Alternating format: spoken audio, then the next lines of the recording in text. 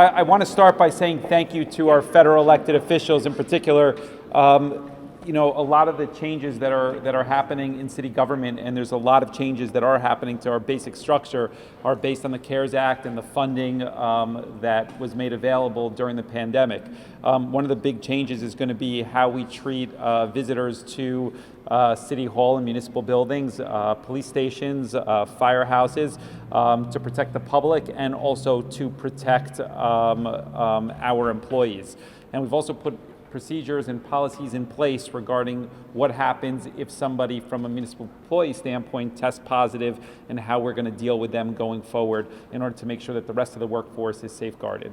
So this is the new normal. We are the first in New Jersey, I think, to implement this sort of technology.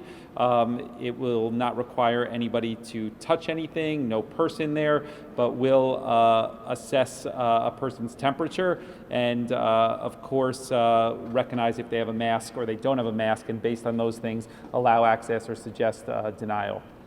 As the mayor mentioned, what we're trying to do is to get out in front of the reopening in this particular location. The courts are not fully reopened yet. They're in phase 2, heading to phase 3.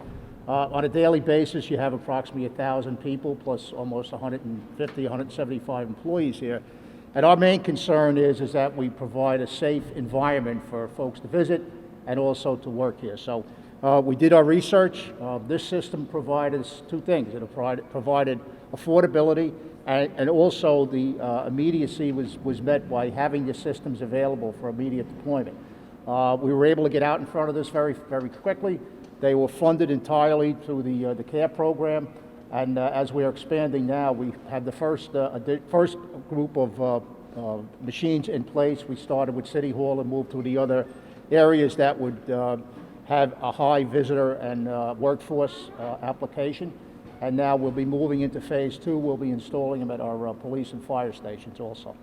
I think as a great team with Director Kears, Director Shea, our Chief Municipal Prosecutor, our Business Administrator, we've been able to come up with policies to support and continue to support our staffing to make sure that they're safe by starting testing early.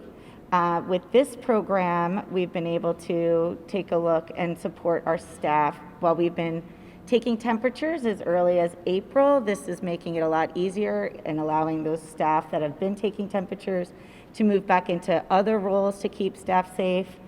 And we want to make sure that all of the public are able to come into buildings when they have appointments. In this building alone, we see about 1,000 residents throughout our city buildings that are open to the public, many thousands of residents a day. That, along with being one of the first in the nation to move into a direction so that we have limitless connection to physical contact with others, is just going to allow us to continue to be stronger and combat COVID-19 much more rapidly. And I'd like to congratulate the City of Jersey City to be the largest deployment of the one-screen GoSafe in the nation to date. The team here is very